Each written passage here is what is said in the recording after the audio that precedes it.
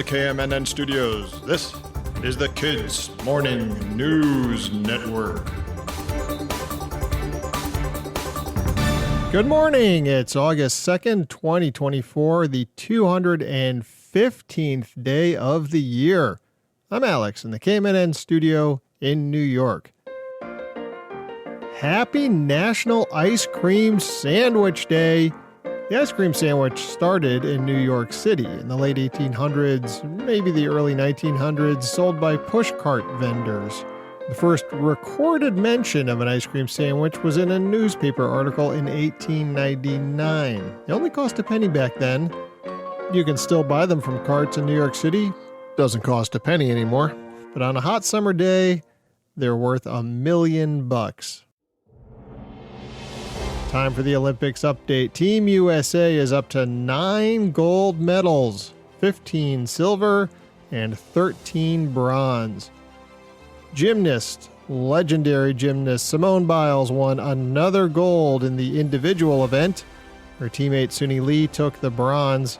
Katie Ledecky, another legend, became the most decorated female Olympic swimmer in history with her 13th medal in the freestyle relay. Team USA won the silver. And Team USA's Kate Douglas won gold in the 200-meter breaststroke. Team USA made history in a couple of other team events. The men's 4-person rowing squad. They took home the USA's first gold medal in that event in 64 years. And the women's foil team, that's fencing or sword fighting, won the USA's first ever gold medal in a team fencing event.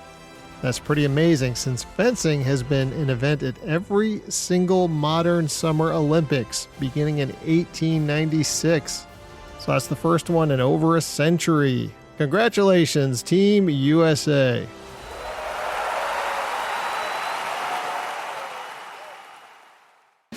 Well, today we celebrate the signing of the Declaration of Independence. No, we don't. But maybe we should. Now, as we all know, we celebrate on the 4th of July because that was the day in 1776 that Congress adopted the Declaration. And at the time, a lot of important people said, yeah, we signed it on the 4th. But then, 20 years later, one of the signers said, no, we didn't. Some of the guys who signed hadn't even been elected on July 4th.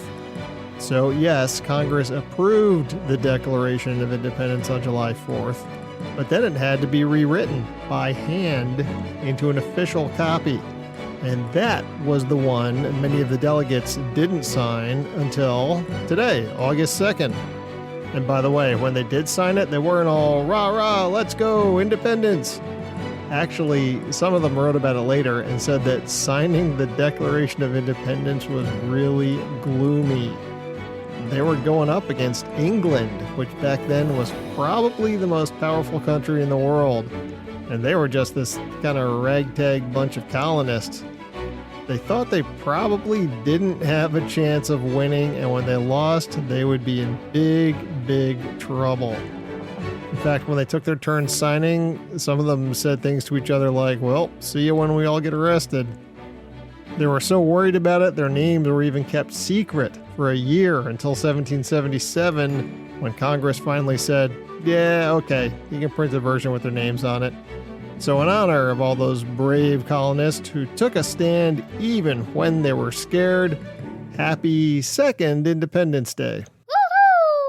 Woohoo! Time for the riddle. Wednesday's riddle was, what did the triangle say to the circle?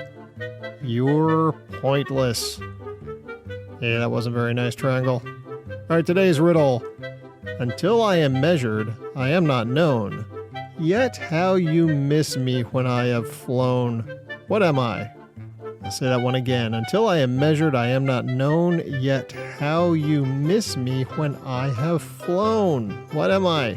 I'll give you the answer on Monday, but you've got to make sure you follow or subscribe to the Kids Morning News Network on your podcast app so you don't miss it.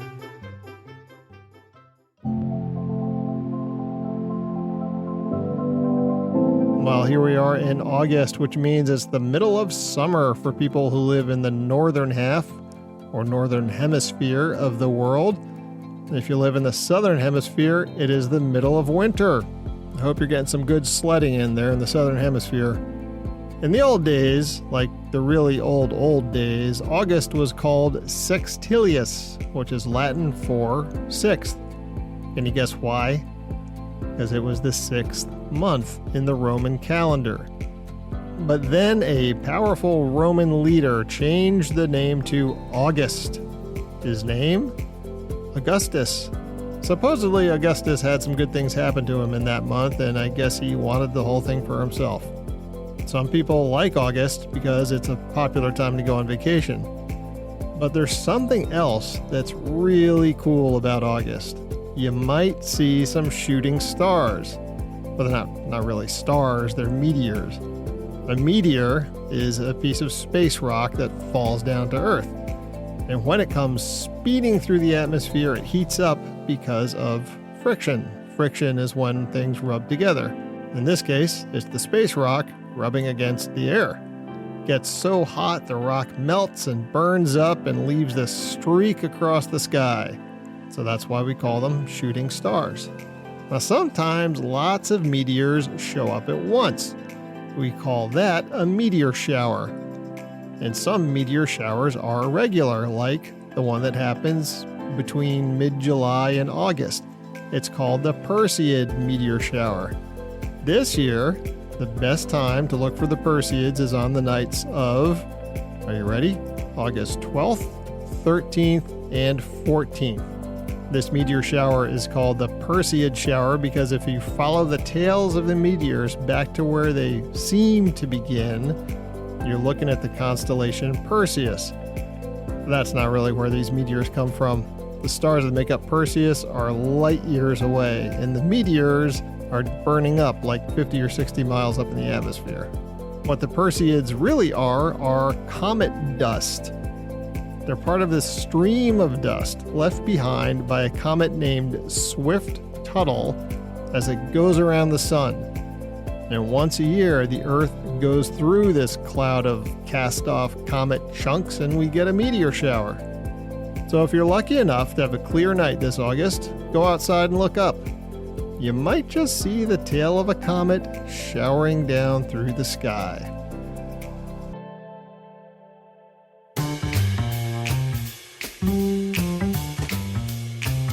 All right, today it's going to be warm all around the country, and that means there will be a chance of rain this afternoon in the east and the southwest.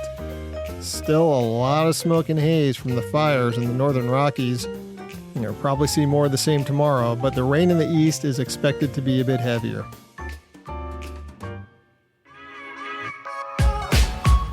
All right, that's the show. Thank you very much for listening this week. Make sure you follow or subscribe to the Kids Morning News Network on your podcast app so you don't miss any episodes. I'll be back on Monday, and I hope you are too. From the KMNN Newsroom, this is Alex, signing off.